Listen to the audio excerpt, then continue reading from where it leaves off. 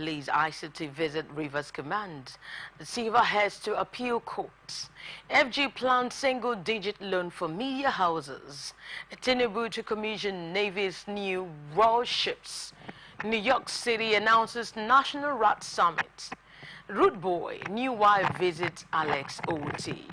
Mason Greenwood to rejoin Man United's squad.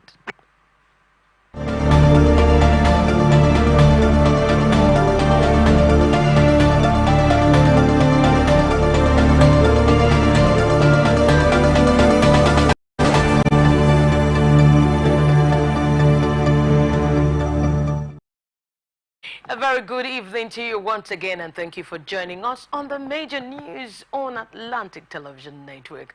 My name is Angel Nwokoma, and now the details of the news.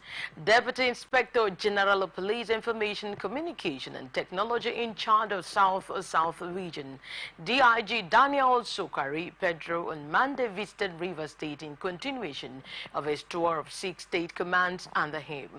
DIG Pedro, while appraising the performance of the Rivers State Police Command on crime fighting, rated the performance of the command high. DIG Pedro, in his address, disclosed that he came to discuss certain things with his officers and also see how to encourage them. In his welcome address, Commissioner of Police Rivers State CP Olatunji Diso said the visit of the DIG is coming at the right time when his advice is needed to spice up the officers of the command to perform optimally. CP Diso stated that the Rivers State Police Command has good working relationship with the state government. Rivers State Police Board listed shortage of anti-riot equipment, manpower, operational vehicles as some challenges facing the command, while pleading the IGP to look into the matter. Our correspondent reports that Assistant Inspector General of Police AIG Zone 16, comprising Rivers and Bayelsa Police Command, Paul Omata, and other senior officers were in attendance. Investigations by the Rivers State Police Command following arrests for attempted burglary have revealed a wide range of criminal activities. According to the command's PPROSP Grace Ringo Koko, the Rivers State Police Command received a distress call about burglars who were attempting to vandalize warehouses in Elimbu owned by Emmanuel Nwangu and Ndifreke Ekanem. The police promptly mobilized to the scene and arrested 5 suspects who had been severely beaten by a mob. The statement said the wounded suspects were taken to the police hospital as investigations began. During the investigation, it was discovered that one of the suspects, West Isaac, was a corporal in the Nigerian army serving in Delta State.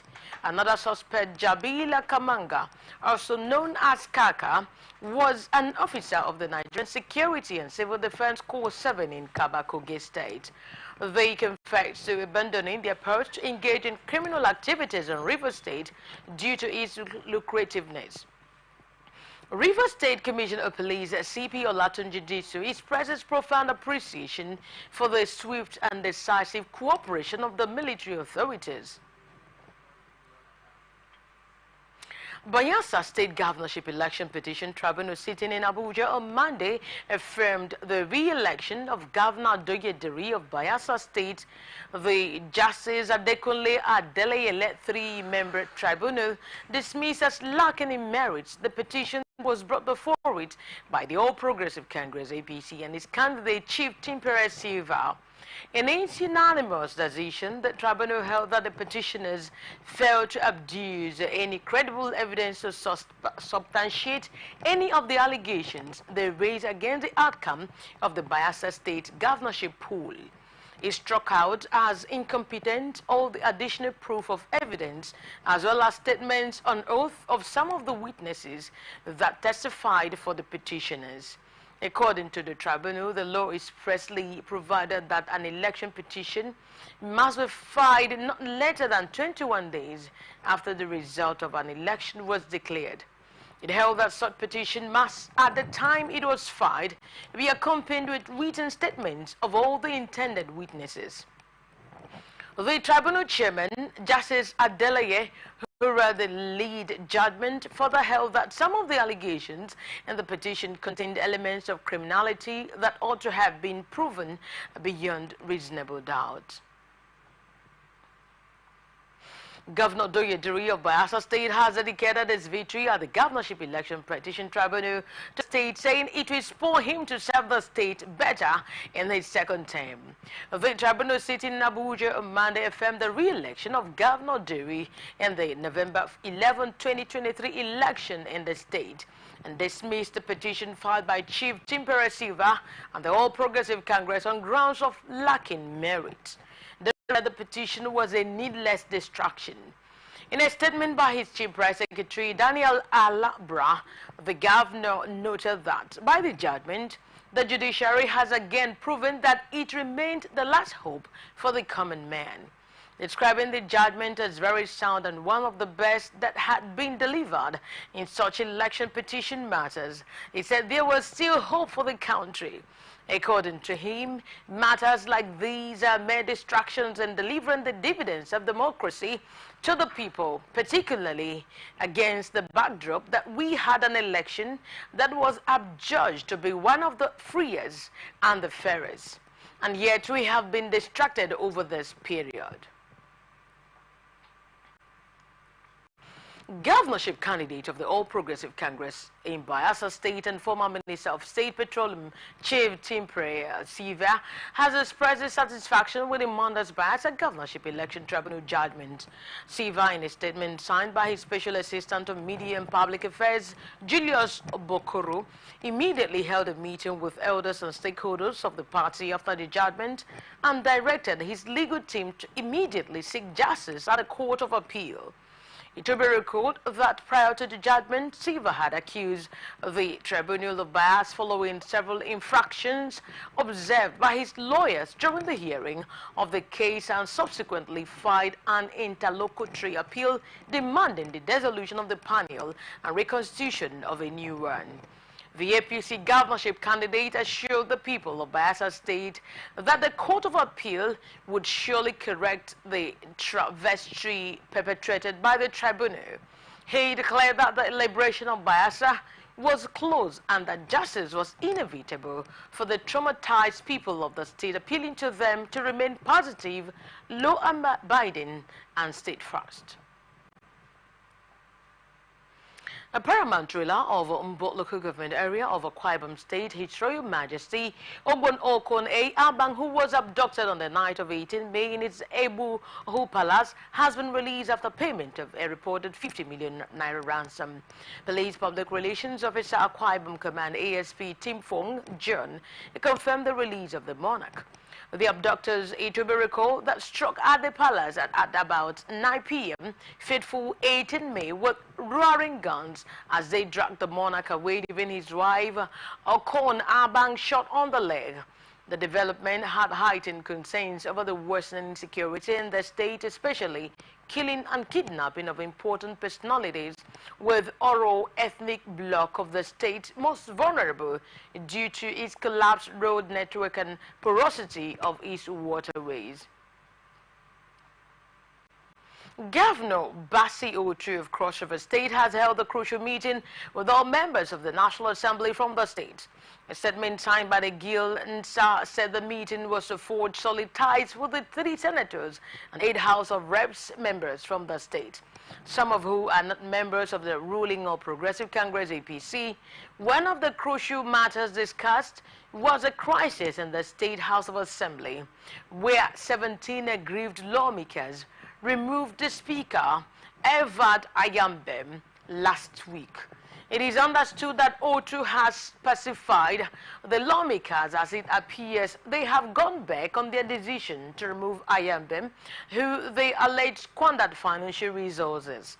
The State Deputy Governor Peter Ode, the Chief of Staff to the Governor Emmanuel Uroban, and the Special Advisor to the Governor on National Assembly Matters, Barrister Chris Mbu Oga, also attended a closed-door meeting with the National Assembly members.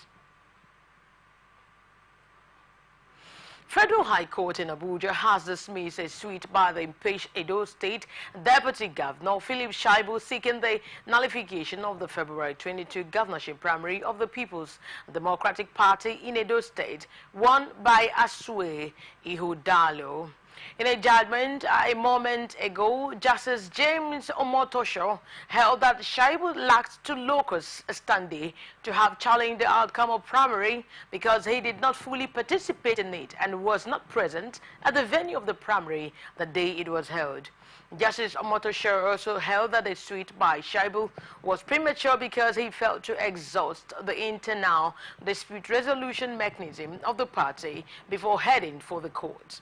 The judge said as a member of the PDP, he was bound by the rules and regulations of the party, which require an aggrieved aspirant at a primary to first approach the party's appeal committee before filing a suit in the court.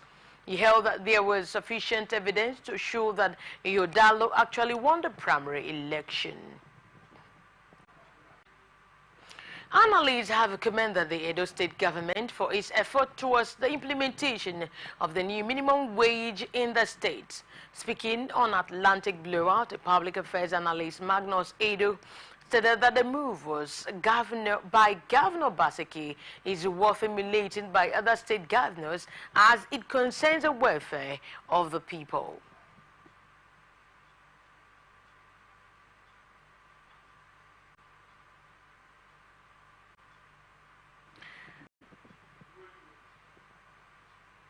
Good one, it's a good one. I don't want to thank the governor for keeping to his words that actually is looking into the welfare of workers in his state. And he's starting with the minimum wage. You know, even though it's not enough, but at least that's taking steps which I think other governors should also challenge, that we can still have governors that have the courage to think about the welfare of the workers. So when you hear things like this, like how possible it is? Good one, it's a good one. I want to thank the governor for the steps which I think other governors should also challenge, that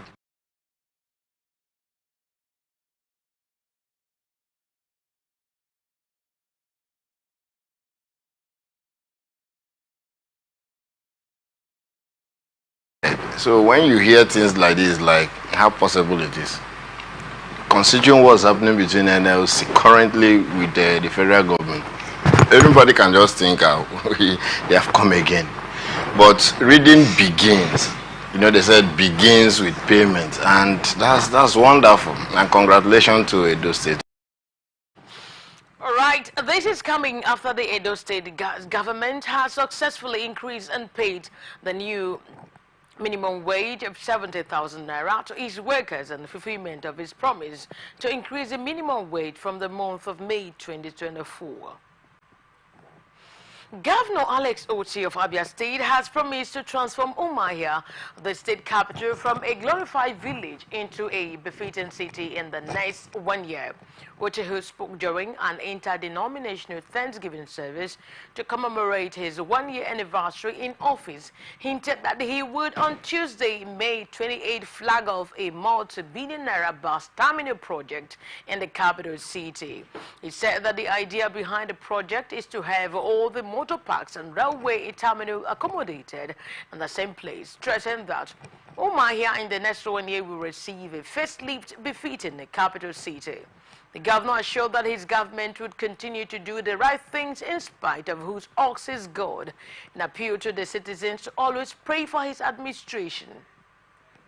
While promising to turn the story of Abia around for good, the governor said he is not bothered about negative comment in some quarters, as he is answerable to only God and Abians. Governor Oti said there will be no division in Abia under his watch, as everyone, both indigenous and non-indigenous residents in the state, will be treated equally.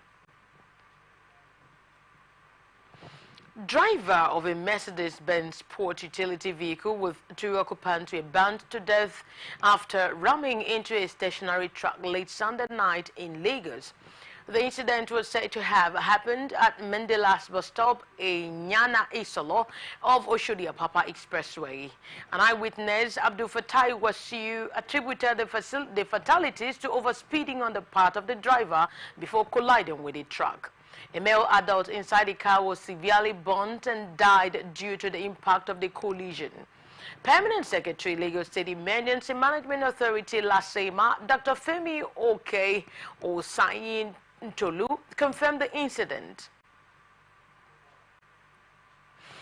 Ahead of the forthcoming gubernatorial election in Ondo State, the Independent National Electoral Commission has commenced the continuous voter registration exercise to enable eligible citizens who are not registered voters to do so. The exercise is only open to new registrants and those who seek to transfer their registration. The Commission disclosed this in a post on its official X handle on Monday.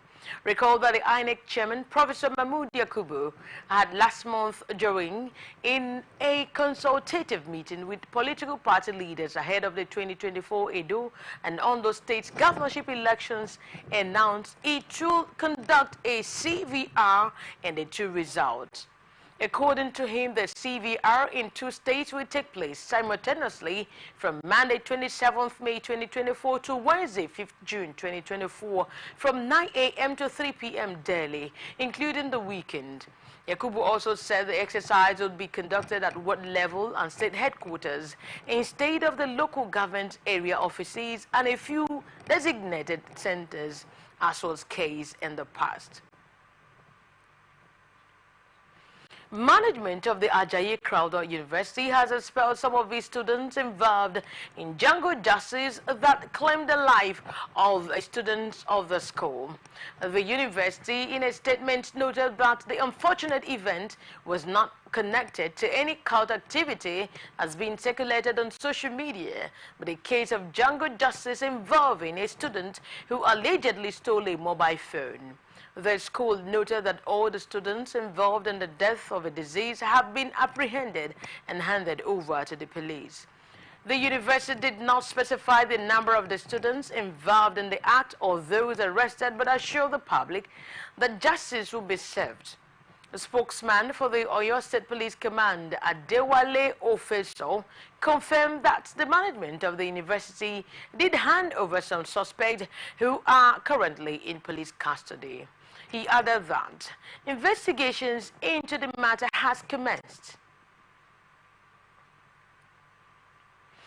Governor of Benue State, Hyacinth Alia, has signed an executive order banning open grazing, open defecation, and urination, loitering, and driving against a normal flow of traffic, abandonment of parking of vehicles on traffic lanes or driveways, overspeeding and overloading of vehicles, and other offenses in the state.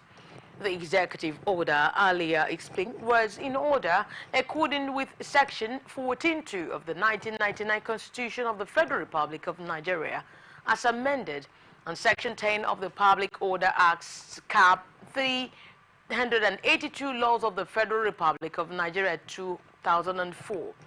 He titled the order said any person found guilty of any of the offenses would either be punished in line with the provisions of the order or pay a fine of not less than 20,000 naira and not more than 500,000 naira, taking into cognizance the offender and the act involved. The governor has also inaugurated a task force, tribunals, committees, and other arbitration panels to enforce a public order. The order added that any magistrate or area court judge or public order tribunal chaired by a justice of peace will have jurisdiction to try and convict the offenders. Kogi State Governorship Election Petition Tribunal sitting in Abuja on Monday upheld the election that produced Usman Ododo of the All Progressive Congress APC governor of the state. The three-member panel of justices headed by Justice Adobini Kudu dismissed the petition of Molitala Ajaka of the Social Democratic Party for failure to substantially prove material fact in his petition as required by the law. The tribunal held that in line with Section 135 of the Electoral Act, the petitioner failed to prove how the irregularities alleged were substantial enough to affect the entire election. In a unanimous decision, the tribunal held that the petitioner had failed to sufficiently adduce credible evidence in line with the relevant laws to warrant the success of his petition. The court further held that the petitioner, according to law, is duty bound to lead evidence to show that there was substantial inconsistency and also show how the irregularities are enough to affect the outcome of the election. Gubernatorial candidate of the Social Democratic Party in Kogi State, Military Yakubu Ajaka, has said his loss at the tribunal to Governor Usman Ododo is just a temporary setback, as he is set to pursue the case to the highest court. According to a statement signed by Abuja, Ajaka, who was reacting to the verdict of the Kogi State Governorship Election Petition Tribunal, which dismissed his petition against Governor Ododo, said a long walk to freedom has just begun. Ajaka affirmed that despite the outcome at the tribunal, I am proud to say that we had a team of brilliant lawyers who did an outstanding job in proving the case of over-voting during the election. Nigerian military has reopened the popular Banex Plaza in Wuse 2 area of Abuja for business after over a week of siege on the market. According to reports, the plaza resumed operations around 2:30 p.m. on Monday. The market was sealed by military authorities on May 18 following a violent clash between traders and military personnel. Trouble started when thugs allegedly beat up some soldiers who had a disagreement with a trader in the plaza. The trader had reportedly sent a bad phone to someone who invited soldiers. The police stepped in to resolve the situation, but soldiers later stormed the plaza, forcing traders to shut down immediately. Human rights activists, including Femi Falana civil society organizations, among others, had condemned the military action.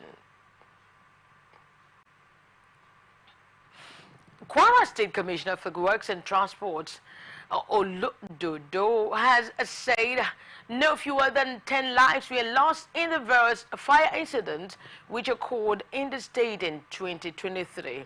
This came as the Commissioner for Social Development, Afola Shade Opeyemi, lamented that some beggars in the state were found with dangerous arms like guns, daggers, charms, and other dangerous weapons.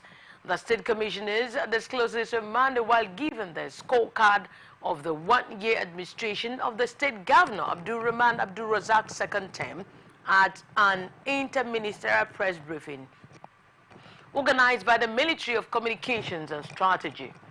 Oludodo said that the state fire service saved property worth 18 billion naira during the period. He attributed the saving of many lives to the prompt interventions of fire service officers and the purchase of modern firefighting equipment and accessories by the state government. Speaking on road projects, Oludodo revealed that 75 road projects earmarked for rehabilitation, reconstruction and interlocking had been completed across the state, reducing travel times. He added that work is ongoing on an additional 80 road projects across the 16 local government areas aimed at further reconstruction, rehabilitation or interlocking.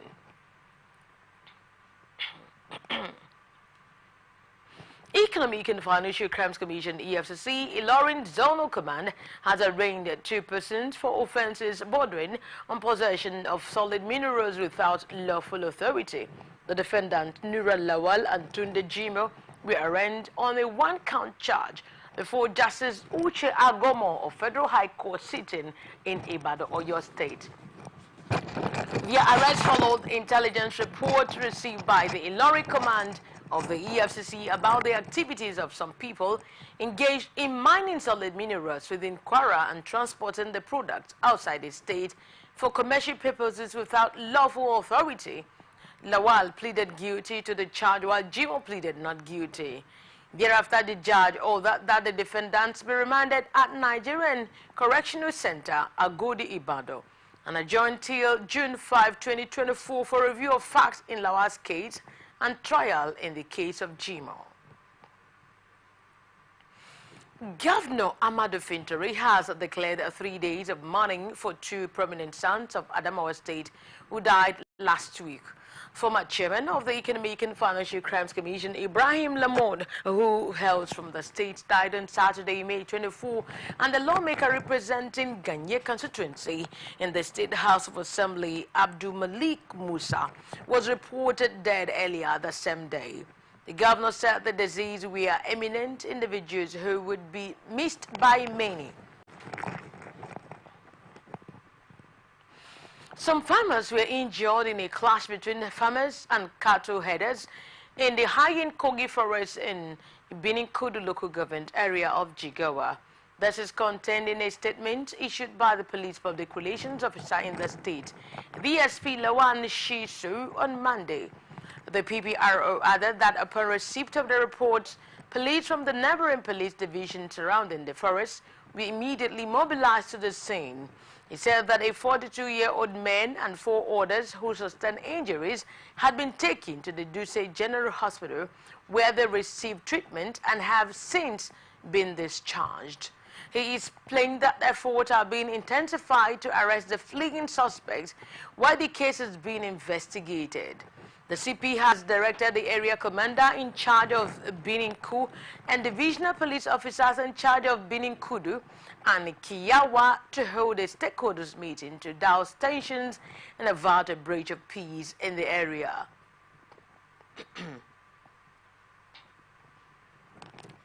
No fewer than 11 people were reportedly killed in a fresh bandit attack in Ungukwa Lamido village in the Bakore local government area of Katsina State. The hoodlums wielding dangerous weapons such as AK-47 rifles reportedly launched the attack on Saturday, May 25, 2024 around 10 p.m. Police spokesman ASP Abubakar Sadiq in a statement said the police mobilized operatives in collaboration with members of the vigilantes and responded to the attack. The command described them as misleading claims that the bandits shot dead about 40 people. The Commissioner of Police, Katsina State Police Command CP A.M. Musa, while expressing his condolences to the friends and families of the victims of the attack, he further ordered a thorough investigation into the incident and deployed additional assets to ensure the arrest of the perpetrators.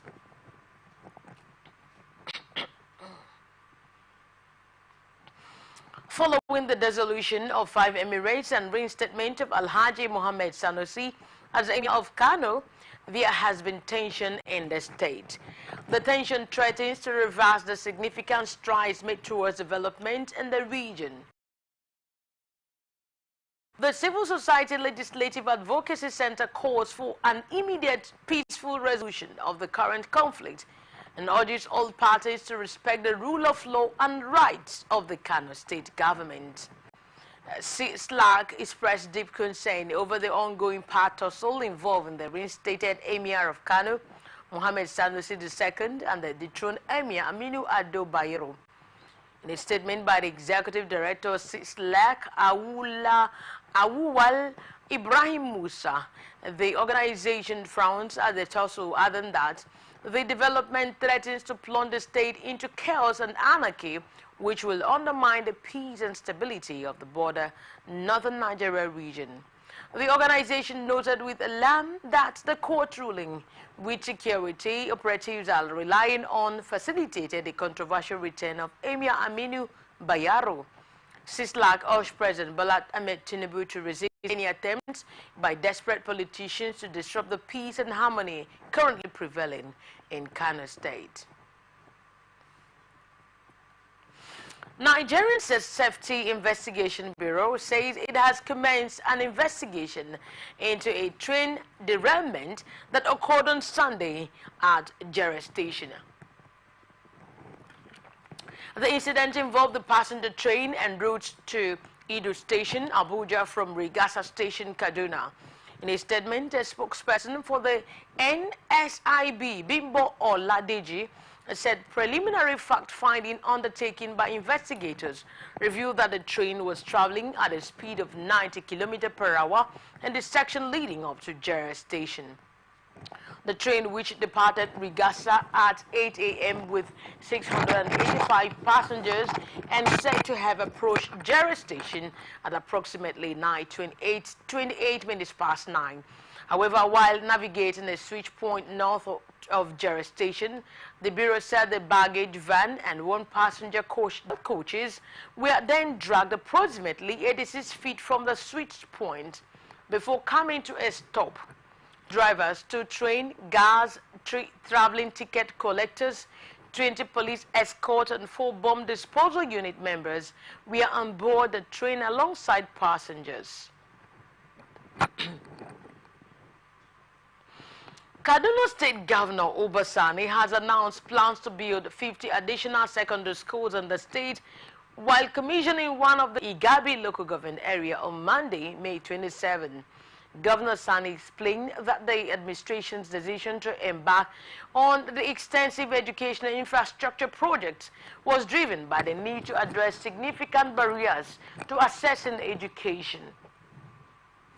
He emphasized that education is the best investment against poverty and insecurity. Addressing the gathering at the event, the governor highlighted that the newly constructed schools are equipped with state-of-the-art technology, innovative learning spaces and safety features to ensure that children can focus on acquiring knowledge and developing their full potential. Earlier in his remarks, former Speaker of the Kaduna State House of Assembly and member representing Igabi constituency, Honorable Yusuf Zailani, applauded Governor Sani for bringing many developmental projects to his constituency. You are watching the Global News on Atlantic Television. We will be back after this break. Stay tuned. From the line across the ocean to the land beyond the mountains, through the Sahara, we bring live analysis, expert discussions on trending stories in politics, business, socio-economy, sports, and documentaries. So catch all the updates on the happenings around the globe. Stay focused on the fact today, only on ATN.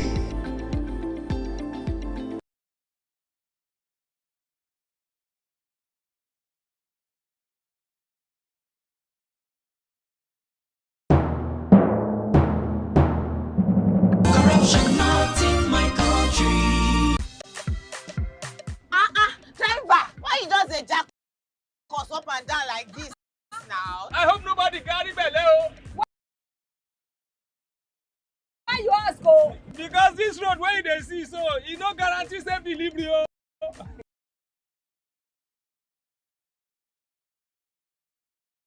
We just dey vote for government, but we not get good governance. At all. Road so e no dey, light o usai, the infrastructure nko e come turn to be forbidden fruit for the city. Corruption, well everything.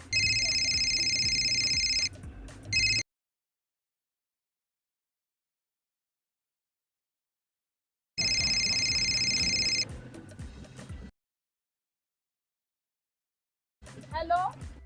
Hello, madam. Good afternoon. Good afternoon. No.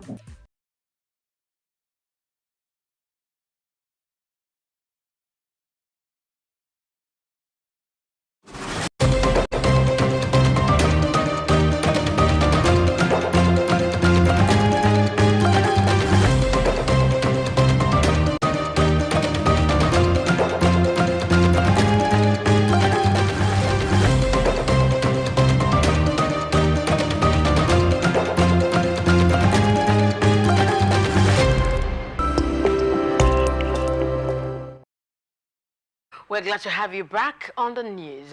And now the rest of our stories. President Bola Tinubu has stated that his administration is sparing no effort in ensuring that Nigeria's children have a solid footing for the realization of their dreams. Tinubu made the declaration in a statement released by his aide media aide Ajuri Ngalali in commemoration of this year's Children's Day celebration. It added that while Tinubu affirms that society is a reflection of each family unit. As a collective, he urged the preservation of those principles that make us a wholesome, nurturing, and thriving nation. Tinubu reassured the nations of his commitment to ensuring a safe and secure ambience of learning for the children while improving the standard of education.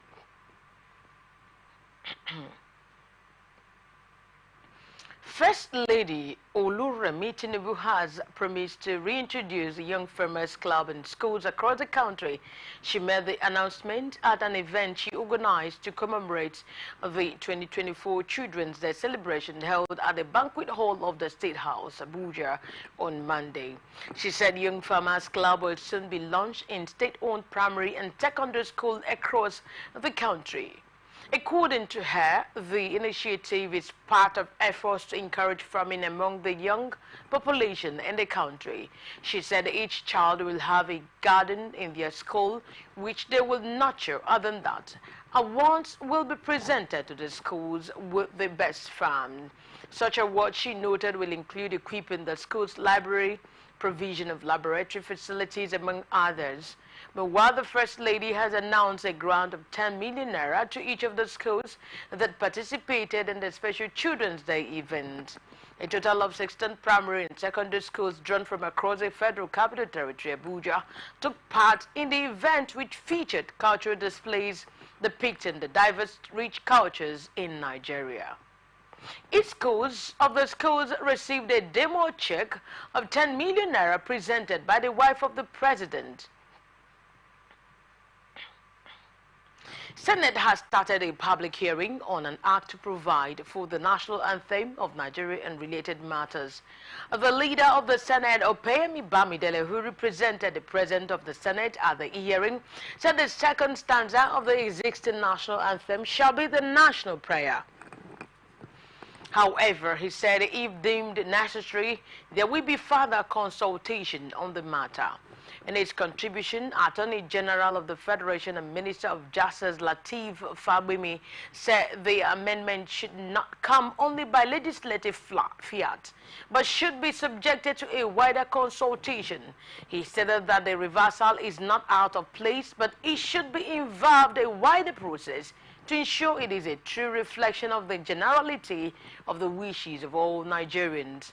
Meanwhile, a senior advocate of Nigeria, Michael Zekome, harped on one of the lines from the previous anthem, which addresses the issue of operation, while collaborating with the Director General of the National Orientation Agency, that the change of the nation's anthem is long overdue.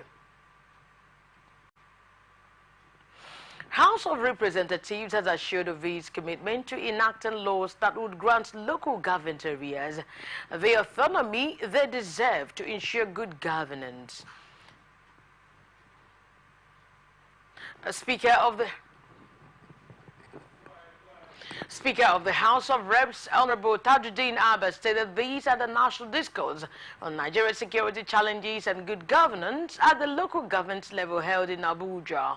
Honorable Abbas, who noted that the current administration has instituted legal action against the 36 state governors on the full autonomy of local government as a way to demonstrate its commitment to these said the current security challenges have impacted more on the local government areas. Speaking, the President Tinubu, who was represented by the Minister of Defense, Mohammed Badaru, said the state of local government areas in the country is a matter of concern as it has contributed to the significant developmental setback and the inability to address the prevailing national security threats. The issues of national security and good governance at this level, therefore, deserve very serious attention. We cannot be talking about national security and development if our local governments remain insecure, mismanaged, and underdeveloped. This national dialogue today, coming at the heels of the recently held retreat on national security and state police, gives us the unique opportunity to focus attention on the local government. It is imperative that we confront those challenges head-on if we are to move forward in our journey towards development. While various measures have been proposed and implemented, it is evident that ensuring the security of our people and nation is a collective responsibility that requires the active participation of government at all levels, as well as the active collaborations of citizens. It goes without saying that the worst hit by those security skirmishes in the rural areas, as our local populace and economy continues to be unsettled by enemies of the state. Well, I make bold to say that since assumption of office, we have made significant strides and achieved remarkable results in our effort to secure our nation. So much more needs to be done, particularly by governments within the local areas where those attacks are prominent. In his remarks, the Attorney General of the Federation and the Minister of Justice Lateef Fagbemi spoke on the need to scrap State Electoral Commission, insisting that they are impediment to the development of local government. The representative of the National Security Advisor, Mr. Hassan Abdullahi, as well as reps of Nigeria Governors Forum, Abdullahi Ganduje, acknowledged the local government as a critical tier of government in executing national security policies. They said the local government area is the closest to the people and play a pivotal role in implementing policies that effectively tackle security challenges and foster development. Cases of states hijacking of local government revenues are banned from 1999 till date. In consequence of these weak constitutional provisions, the lifespan of the local government councils is at the mercy of the state governments. There is no consistent pattern of local government elections. Some state governors dissolve their local governments and appoint caretaker committees at will. There are several cases of abuse of joint accounts by different state governments across Nigeria. This has undermined the financial autonomy of the local government as well as their ability to deliver on their statutory responsibilities. Now, as stakeholders, we must forge more robust partnership among governmental bodies and the communities we serve. Accordingly, in our discussions today, we should aim to, among others, enhance awareness of security challenges at the local government levels and their broader implications, develop comprehensive strategies adaptable to the unique context of different local governments, and then enhance the legislature's capacity to promote transparency, accountability, and inclusiveness. The 1999 Constitution considers local government as a basis of grassroots development and governance. Section 7, subsection 3 of the Constitution provides that it is a duty of the local government councils to participate in economic planning and development of the areas under its jurisdiction. Chief of the Naval Staff, Vice Admiral Emmanuel Ogala, has announced that President Bola Tinubu will commission 3 newly acquired warships and 2 helicopters for use by the Nigerian Navy at an interdenominational church service to mark the Nigerian Navy's 68th anniversary celebration in Abuja. Vice Admiral Ogala also said the President will declare open the International Maritime Exhibition, in which international and local maritime security-related companies will showcase their products and services. The Chief Executive of the Naval Staff further asked all officers, ratings, and civilian staff of the Nigerian Navy to maintain utmost professionalism while serving with dedication and patriotism. He stressed on the need for teamwork and effective collaboration to stem the tide of insecurity and oil theft in the country.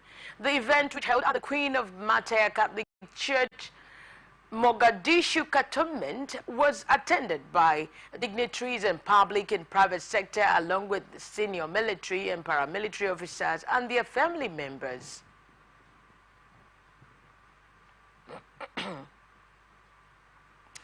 Nigerian Extractive Industries Transparency Initiative has inaugurated inter-ministerial task team to help oversee and implement NAITI report findings and recommendations. Executive Secretary of the NAITI, Dr. Oji Bonaya Oji, who performed the function of inauguration on 27th May 2024 in Abuja, highlights the mandates of the team. Should be reinvigorated and strengthened to help oversee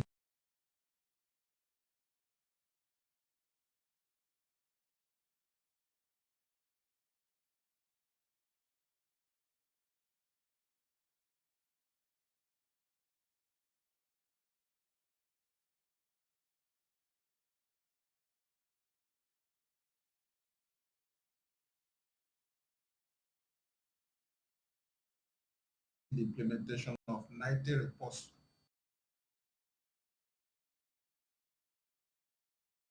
findings and recommendations.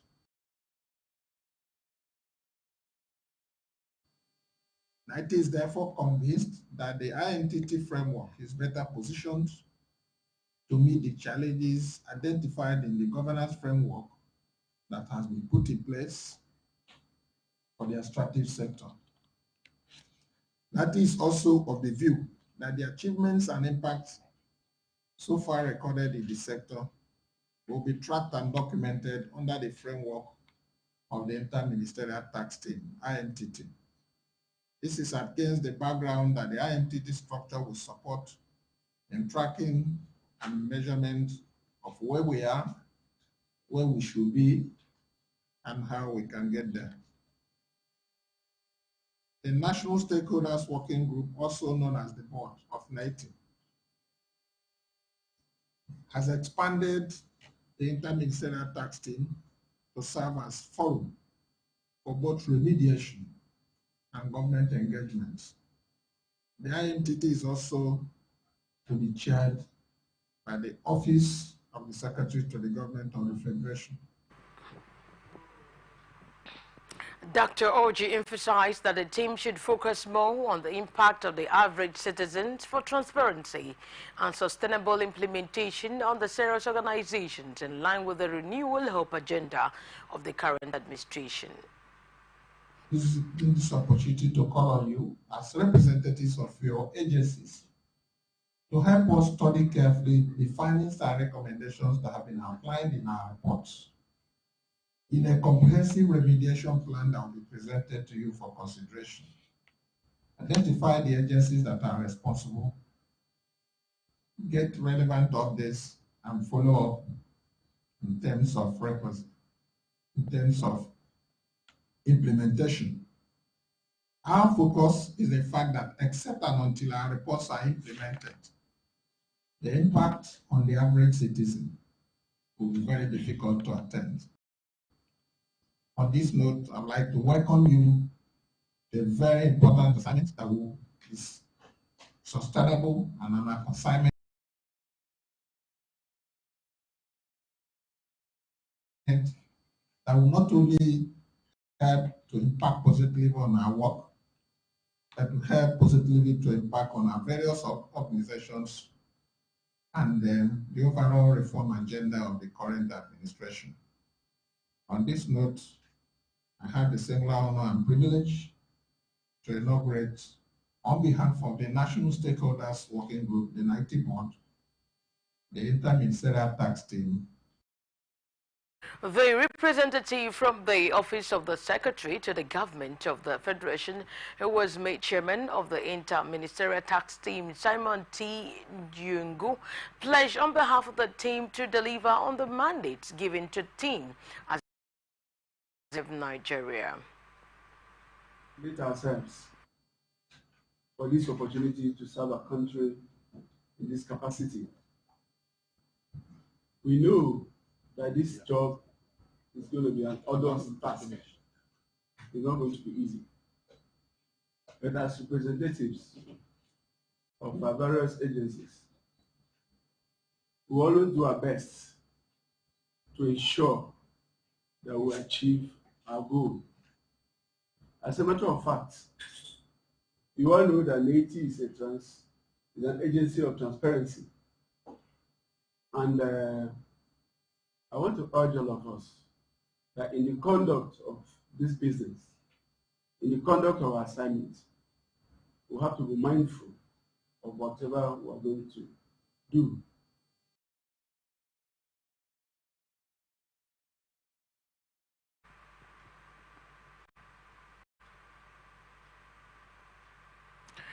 FG plans single-digit loan for media houses. Apparently concerned about the high cost of media production imputes, the federal government plans to support interested media houses with a single digit loan to keep them in business. Minister of Information and National Orientation Mohammed Idris announced the intervention at the ministerial performance briefing to mark the first year of the Tinubu administration in office.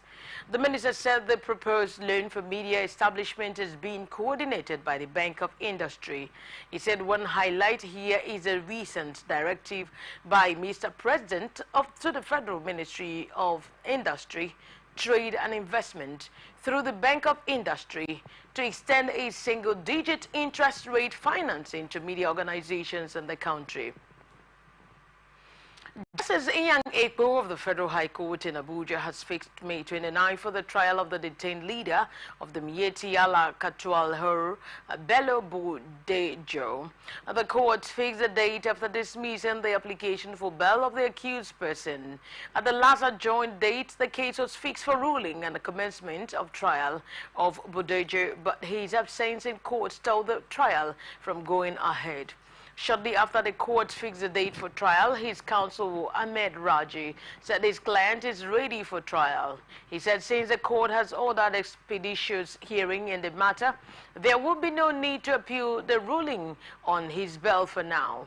The Mieti Allah Katwal leader was arrested by the Defense Intelligence Agency for allegedly unlawfully establishing an ethnic militia group, Kungiya Zaman Lafia, to promote terrorism and has been in the custody of the DIA in Abuja. He was arraigned in March on a 3-count file by the Office of the Attorney General of the Federation, in which he was accused of violating the Terrorism Prevention and Prohibition Act 2022. He denied all the charges. Before the court ruled on his bail condition and application, his lawyer pleaded with Justice Ekpo to admit his client to bail on various grounds, ranging from ill health to fundamental rights, but the judge dismissed the bail application. Presidency had said that the 497,000 demand by the organized labor as new minimum wage is unrealistic and advised the labor to be serious in its demand. The presidency also said that what should be paramount to arriving at the new minimum wage by the tripartite committee on the new minimum wage should be the availability of resources to pay whatever is agreed upon. On speaking in an interview, a special advisor to the President on Information and Strategy, Bayo Onanuga, noted that the government, both at the federal and state, have a bloated workforce. Recall that the organized labor had made a demand of 615,000 minimum wage, but later reduced the demand to 500,000 naira and then 497,000 naira, while the government and the private sector in the last tripartite meeting increased their offer to 57,000 naira. Federal Ministry of Education has postponed the inauguration and retreat for pro-chancellors, chairmen and members of the governing councils of federal tertiary institutions. A statement by the ministry signed by the Director of Press and PR for Lashade Boriowo on Monday said the development comes as a result of a federal government directive following a State House press release on the 23rd of May 2024 calling for a comprehensive review of the membership of the nominees. The inauguration and retreat were earlier scheduled for Thursday 30th and Friday 31st May 2024. The Federal Ministry of Education recently released names of nominees for chairmen, pro-chancellors and members of the boards and councils of universities, polytechnics and colleges of education. However, the special advisor to the President on Information and Strategy, Bayo Onanuga, in a statement on Thursday, said public reactions show that the nominations did not reflect the federal character of the country, as some states got just one nomination, while others got many. Attorney General. Okay, now we're moving on to the business news. Federal government has suspended Air Nigeria airline project indefinitely. Minister of Aviation and Aerospace Festus Keyamo announced this at the ministerial briefing to mark this the first year of Tinubu administration. He said the airline was never a Nigerian airline but an attempt to use a foreign airline to pose as a Nigerian national airline. Speaker of the House of Reps Abbas Tadujin and the Minister of Blue Economy Yega Oyetola have emphasized the need for a regulatory agency to oversee Nigeria's shipping industry. They highlighted the necessity during a public hearing on a bill to repeal and reenact the Shippers Council and Economic Regulatory Bill. The Shipping Line Association of Nigeria also supported the establishment of such an agency, noting that it would bolster the industry and prevent its decline. Speaker Abbas stated that the creation of the regulatory body aims to enhance economic growth, development and diversification, and to strengthen the newly formed ministry. He said the reenactment seeks to ensure that the proposed agency establishes an economic regulatory framework for effective and efficient regulation of commercial and related activities in the shipping and port sectors, and to create an enabling environment for private sector participation in the provision and operation of regulated services in Nigeria, among others. While conversing the need to establish the regulatory agency, the Minister of Blue Economy, Yega Oyetola, said it would improve the nation's economy. And now to the international tidbits. Israeli airstrikes killed at least 35 Palestinians and wounded dozens in an area in the southern Gaza Strip city of Rafah, designated for the displaced Palestinian Health and Civil Emergency Service. The Israeli military said its air force struck a Hamas compound in Rafah and that the strike was carried out with precise ammunition and on the basis of precise intelligence. It took out Hamas chief of staff for the West Bank and another senior official behind deadly attacks on Israelis, it said. The spokesperson for Gaza's health ministry, Rav Al-Qaidra, said 35 people were killed and dozens others, most of them women and children, were wounded in the attack. The strike took place in the Tel Al-Sultan neighborhood in western Rafah, where thousands of people were taking shelter after many fled the eastern areas of the city, where Israeli forces began a ground offensive over 2 weeks ago.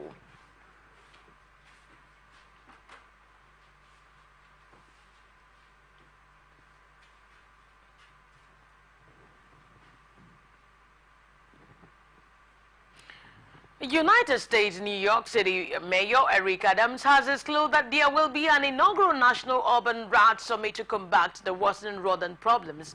In a press release, Adams said the summit will take place on September 18 and 19 to assemble the best individuals in rat business from Boston, New Orleans, and Seattle. According to the mayor, the summit is meant to bring experts on rats, from researchers at academic institutions to municipal pest control managers, to share best practices and discuss rodent mitigation and advance the science of urban rats management. Speaking about the challenges of rats, the NYC Department of Parks and Recreation Commissioner, Sue Donobwe, said that the city is laser focused on containing and mitigating rats. Reports have emerged of the rising population of rats in NYC found on subway tunnels and boroughs within empty lots and city parks in New York, which has driven out a number of the residents of the neighboring cities and states in New York. And now the entertainment news, Nigerian singer Paul Okoye and his wife, Ivy Ifoma Oboko, paid a courtesy visit on Abia State Governor Alex Oti. The visit comes shortly after their traditional marriage ceremony in Abia State on Saturday. Rude Boy, a long-time supporter of Governor Oti and the Labour Party, took to his Instagram account on Monday to share photos from their visit, expressing gratitude with the caption, "Special thanks to you, His Excellency, Governor of Abia State, sir, for hosting us." Nollywood Yola Badmos has officially announced her appointment as a special assistant on social events and public hearing to the Speaker of the House of Reps of Nigeria, Tajuddin Abbas. Recall that Badmos' appointment had gone viral on May 10 when images of her receiving her appointment later surfaced on the internet. In a post on her Instagram account on Monday, Badmos announced it's official. SA to the Speaker, House of Reps of the Federal Republic of Nigeria on social events and public hearing. She also expressed her gratitude to Speaker Abbas for entrusting her with the role, describing it as a significant milestone in her career.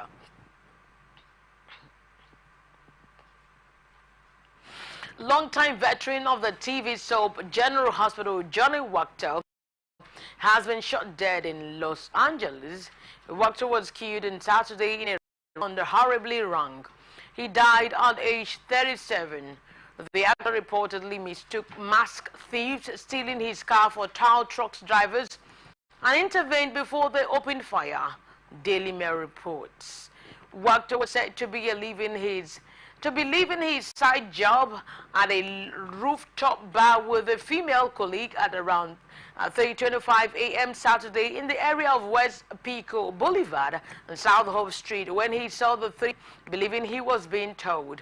The Los Angeles Police Department said that one of the three men, all of whom were wearing masks, shot Wachter before fleeing in a separate vehicle.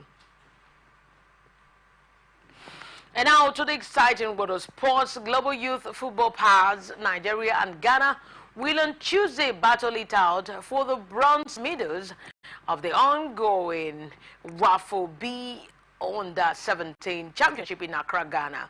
Given their pedigree at this level, both nations should have been preparing to test strength and savvy for who deserve the trophy in the final match of the competition. However, the Eaglets were drowned by Côte d'Ivoire's Baby Elephants, while the Starlets were plucked by the Baby Italians of Burkina Faso in the semi-finals. Within the West African Football Union, still unable to provide clarity on the number of teams that will proceed to the 2025 Africa Under-17 Cup of Nations from WAFO B, General Secretary of the Nigerian Football Federation, Dr. Mohamed Sanusi, has charged the Eaglets to go out all in and execute the third-place encounter like a final match. The third-place match will kick off at 3 p.m. Ghana time, 4 p.m. Nigerian time at the University of Accra, Ghana Stadium ahead of the final match between Burkina Faso and Côte d'Ivoire, which commences at 6 p.m. Ghana time, 7 p.m. Nigerian time. Defender Leon Balogun has signed a new one-year contract with Rangers. Balogun rejoined the Light Blues for his second stint last summer and was set to be out of contract at the Ibrox this summer. The experienced centre-back will now remain at the Scottish Premiership outfit for at least one more season. The former Brighton and Hove Albion player won over manager Philippe Clement with his performances this season. Balogun started Rangers Scottish Cup final defeat to Celtic last Saturday. Manchester United are expected to offload Mason Greenwood this summer. However, Go report that the 22-year-old could still rejoin the squad before any transfer deal is done. Greenwood spent the 2023-2024 season on loan at La Liga side Getafe. The English forward appeared to bid farewell to them following their final league fixture of the season. The agreement with Getafe will officially end in June. The transfer window will be opened by then, with plenty of interest in Greenwood being shown. Premier League clubs are keen, along with teams like Juventus, Napoli, Atletico Madrid and Borussia Dortmund. And that's it on the global news for tonight. Thank you for watching. Before we go, let's take a quick look at the major stories, at the major headlines. The IG of Police ICT visit Rivers Commander. Siva heads to appeal court. FG plans single-digit loan for media houses. Tinubu to commission Navy's new warships. New York City announces National Rat Summit. Rude Boy, new wife visit Alex Ote. Mason Greenwood to rejoin Man United squad. And that's it on the news. I am Angel. Welcome, Angelic Angel.